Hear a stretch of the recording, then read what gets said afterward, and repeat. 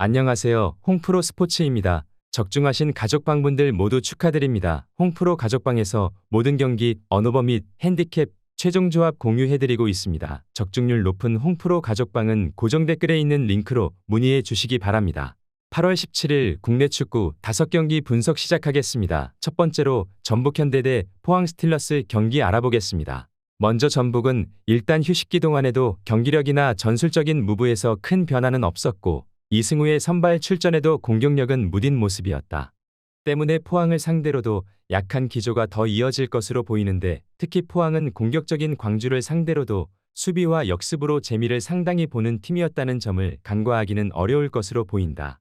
올 시즌 리그와 ACL에서 포항을 잡아본 적이 없다. 이어서 포항은 그다지 흐름이 좋은 상황은 아니지만 왼쪽 풀백 이태석을 반대발 윙어로 쓰는 등 박태하 감독이 변화를 주는 요소가 어느 정도는 성공하고 있다. 일단 포항은 공격적인 성향의 팀을 상대로는 쉽게 달려들지를 않는 편이다. 상대에게 공간을 주지 않고 오히려 포항이 공간을 이용하면서 저득점 상황에서 신승하는 시나리오를 잘 쓰는 편이다. 전북이 전술적으로 포항을 공략할 수 있을 것이라 보기엔 어려움이 따른다. 특히 공격적인 팀을 상대로는 포항이 공간을 주지 않으면서 오히려 자신들이 상대의 전진을 유도하는 식으로 나서는 모습인데 이를 이용해서 전북 상대로도 올 시즌 실리를 잘 챙기고 있는 모습이다. 포항 스틸러스 승리를 추천합니다. 두 번째로 경남FC 대 충북 청주 경기 알아보겠습니다. 먼저 경남은 최근에는 박동진의 활약 등으로 공격력이 살아난 상황이다. 하지만 박동혁 감독은 선제골 허용 빈도가 너무 높다는 것을 지적했다. 이 때문에 동점을 위해서 후반전에 오버페이스를 하게 되고 매 경기가 힘겨워지면서 다음 경기에서도 영향을 미친다고 할 수 있는 것이다. 특히 충북 청주 특유의 수비적인 전술을 경남이 잘 파괴하지는 못하는 편이라서 선제골 허용이 치명적인 흐름으로 이어질 가능성이 있다. 이어서 청주는 경남을 상대로는 강했던 편이다. 특히 경남의 공격적인 전술을 저득점 상황으로 이끄는 특유의 수비적인 전술로 재미를 자주 보던 편이었다.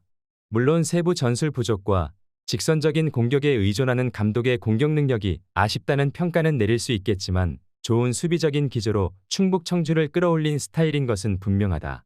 일단 충북 청주가 수비의 힘으로 경남을 잘 상대했던 것을 근거로 들 수 있겠지만 충북 청주의 공격력 부족이나 경남의 저력을 무시하기는 어려운 것은 사실이다. 과감하게 간다면 무승부를 기대하는 것도 좋은 선택지로 보고 있다. 무승부를 추천합니다. 영상은 잘 보고 계신가요? 핸디, 언오버 및 최종 조합 공유받아 보실 수 있는 가족방 입장 방법 알려드리겠습니다. 첫 번째로 영상 하단에 댓글을 클릭해 주세요. 두 번째로 댓글에 링크를 클릭해 주세요. 마지막으로 채팅 참여하기 후 메시지 주시고 답장 기다려 주시면 됩니다. 나가기 하시면 가족방 입장 시켜드릴 수 없습니다. 언제든 편하게 문의 주시기 바랍니다. 세 번째로 김포FC 대 안산그리너스 경기 알아보겠습니다. 먼저 김포는 지난 경기에서도 이기던 매치를 무승부로 마무리 지었다. 최근에는 후반에 몰아서 실점을 하는 것으로 확실히 팀의 체력적인 부분이 아쉬운 상황이다. 특히 뎁스가 얇고 활동량 기반의 전술을 주로 사용하는 성향이라서 에너지 레벨이 하락한 상황에서의 불안감이 상당히 크다는 평이다. 지난 시즌에도 여름에 부진한 흐름을 타고 9월에 회복세를 보이던 패턴을 보여주기도 했다. 이어서 안산은 이관우 감독을 선임했다. 일단 우려스러운 부분은 송경섭 대행은 프로에서의 지도자 경험은 있지만 이관우 감독은 수원FC 감독 대행이 프로 지도자 경험의 전부라는 것이다. 일단 재정상 어린 선수들을 자주 기용할 수밖에 없어서 대학 무대 지도자들을 데려오는 경우는 제법 잦은 편이긴 한데 이런 어린 선수들이 대체적으로는 문전에서의 침착성 등지에서 문제를 일으키는 경우는 흔한 편이다. 김포가 어느 정도는 유리한 고지에 있다고 생각할 만한 매치업이다. 안산의 어린 선수들이 문전에서의 침착성을 보여주는 것은 한계가 있을 것이고 이관우 감독의 지도력도 프로에서는 증명이 된 것이 적다고 보고 있다. 물론 김포의 버티는 능력이 여름에 하락세를 보이는 건 감안해야 할 것이다. 김포FC 승리를 추천합니다. 네 번째로 대전 하나시티 대 인천 유나이티드 경기 알아보겠습니다. 먼저 대전은 지난 경기에서는 마사의 멀티골로 승리를 기록했다. 중원에서 공이 돌아가는 것이 보이는 등 희망적인 부분이 없지는 않았지만 대전의 고질적인 문제가 해결되었다고 보기는 어려웠다. 이는 선제골을 넣은 뒤에는 밀리는 상황이 잦아지면서 대전이 추격골을 허용하게 되는 것인데 지난 경기에서도 선제골 득점 이후에는 수원FC에게 밀리면서 결국 PK로 동점 상황을 허용하기도 했다. 이어서 인천은 최영근 감독 체제에서는 상당히 공격적으로 나설 수도 있겠다. 지난 경기에서는 인천이 포백을 가동했고 신진호와 이명주를 동시에 기용하면서 전진 패스의 양을 극단적으로 늘렸다. 11개의 슈팅 중 2개만 유효 슈팅이 된 것은 아쉬웠지만 제르소의 스피드에만 의존하던 역습 축구보다는 확실히 상대 진영을 넘나드는 빈도가 상당히 잦았던 것은 꽤 고무적인 모습이다. 대전은 늘 선취점을 넣은 뒤로는 상대의 맹공에 밀리면서 추격골을 내주는 경우가 상당히 잦은 모습이다.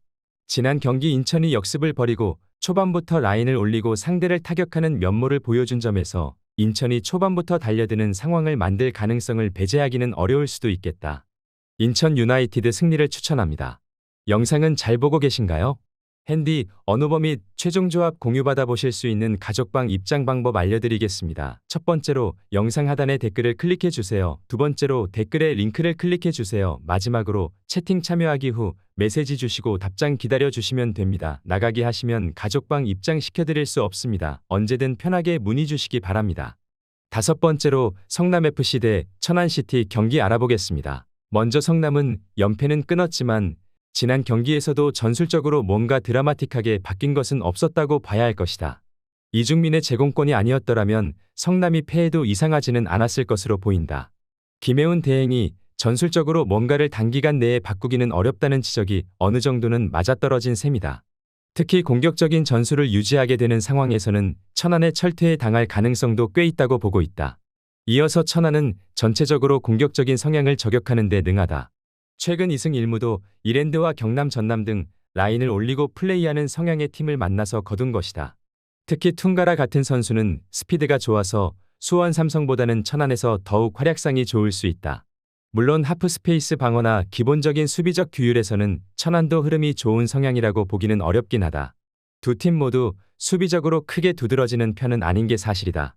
성남이 전술적인 수정을 가하지 않는다면 천안이 잘하는 역습 상황에서의 흐름을 어느 정도 좋게 가져갈 수 있다고 본다. 천안이 상대가 공격적으로 나서는 원정에서 유독 강한 것도 사실이다. 천안시티 승리를 추천합니다.